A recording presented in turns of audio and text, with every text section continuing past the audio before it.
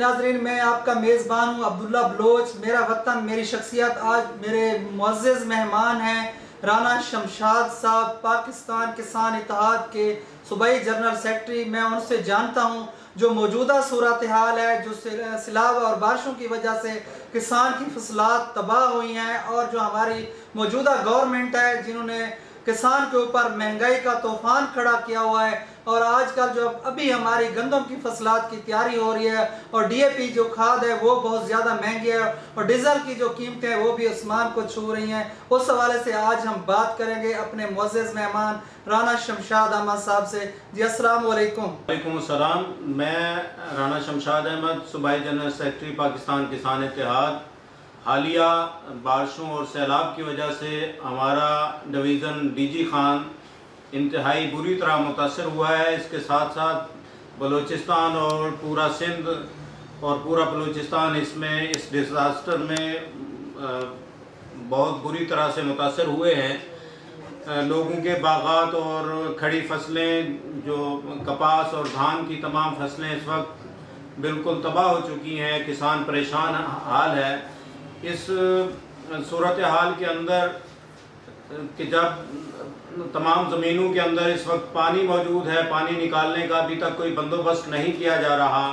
अगर सूरत हाल यही रही तो काश्तकार अपनी गंदम काश्त नहीं कर पाएंगे। अगली फसल अगर काश्त ना हुई तो बहुत बुरी सूरत हाल पैदा हो सकती है। और गंदम का अभी से एक बहरान मौजूद है मुल्क के अंदर। अगर इसी तरह सूरत हाल रही तो मुल्क के अंदर एक कहत साली की सूरत हाल पैदा हो सकती है।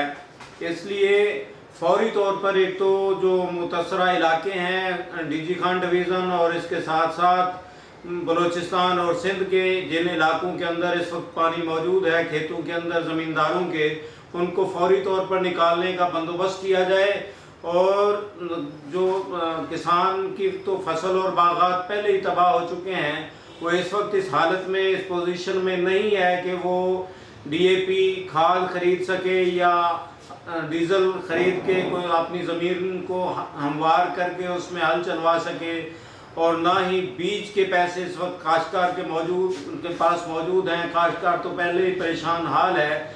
अगर इन हालात के अंदर गवर्नमेंट ऑफ पाकिस्तान ने होश के नाखून न लिए, किसान को खाद, बीज और हल चलाने के लिए कोई बंदोबस्त न किया, तो मुल्क के अंदर एक बहुत ज़्यादा बहरानी कैफियत पैदा हो सकती है। इस मुल्क के अंदर कहत आ सकता है, खुदा न खास्ता। तो इसलिए बहुत ज़रूरी है फौरी तौर पर, एक तो खाद इस वक्त इतनी महंगी है कि पूरे मुल्क का काश्तकार ही परेशान है। खाद डीएपी जो ब्लैक में मिलती है इस वक्त 13-14 हज़ार रुपये जिसका रेट है। इस इतनी महंगी खाद किसान खाद खरीदे या अपने बच्चों के लिए आटा खरीदे या उनकी किताबों और कपड़ों का बंदोबस्त करे, ऊपर से वबाल जान वापडा की तरफ से जो बिल भेज दिए गए हैं वो इंतहाई ज़ालमाना है। इस वक्त एक गरीब मजदूर जो बमुश्किल जिसकी तनख्वाह महीने की 15 से 20 हज़ार रुपये जो महीने में कमाता है, उन 15-20 हज़ार रुपये के अंदर कोई मईशतदान ऐसा नहीं है जो उसका बजट बना के दे सके कि 15-20 हज़ार में वो अपना घर चलाए।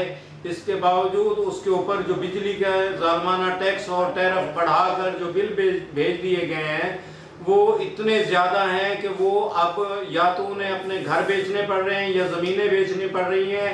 देख के दुख आता है जब काश्तकार आके बताते हैं कि आज हमने अपनी बच्ची के लिए जो जेवर बनाया था वो बेच दिया है। कोई कहता है कि हमने जो जहेज़ के लिए सामान तैयार कर रखा था वो बेच दिया है। किसी ने अपनी गाय और भैंस बेच के बिल अदा कर रहे हैं। ये सूरत कब तक चलेगी? इन हालात के अंदर तो काश्तकार के लिए मुमकिन नहीं है। इस वक्त जो बिल बिजली के आए हुए हैं काश्तकारों के ऊपर वो इतने ज़्यादा हैं कि अगर वो अपनी पूरी फसल जो इस वक्त उसकी मौजूद है वो अगर पूरी फसल भी उसके अंदर दे दे तो तब भी मुमकिन नहीं है कि वो अपना बिजली का बिल अदा कर सके। इन हालात के अंदर मुमकिन नहीं है कि वो अपना बिल अदा करे। पाकिस्तान किसान इत्तेहाद ने बहुत से एहतजाज किए हैं। हाल ही के अंदर मुल्तान, पाकपतन और पूरेवाला, लोधना, कसूर, दीगर इलाकों के अंदर ہم نے زراعت کے حوالے سے علامتی جنازہ زراعت کا پڑھا ہے، جو کسان کی، میں تو کہتا ہوں زراعت ہماری محبوبہ ہے، ہم مجبور ہو کر یہ علامتی جنازے پڑھ رہے ہیں۔ اور اب ہم نے 21 ستمبر کو اسلام آباد کے اندر زراعت کی کلخانی رکھی ہے، جس کے اندر ہم جناب صدر پاکستان اور جناب وزیر اعظم پاکستان میاں شہباز شریف اور دیگر پارلیمنٹیرین، تمام میڈیا ہاؤسز کو، تمام مذہبی اور سیاسی جماعتوں کے رہنماؤں کو اس میں دعوت دے رہے ہیں کہ 21 ستمبر کو زراعت کی کلخانی ہے، آپ حضرات اس میں ضرور شریک ہوں، اور ملک کے پاکستان سے کاشتکار اپنے بچوں سمیت اس احتجاج میں شریک ہوں گے۔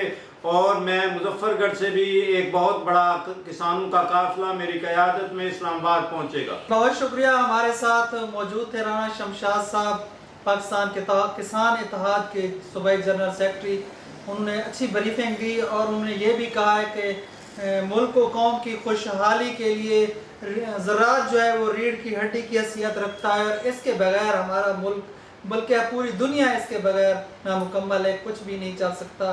بیسک ہماری نیڈ زراعت ہے، اس کے اوپر ہمیں کام کرنا ہوگا اور اپنے کسانوں کو ریلیف دلوانا ہوگا۔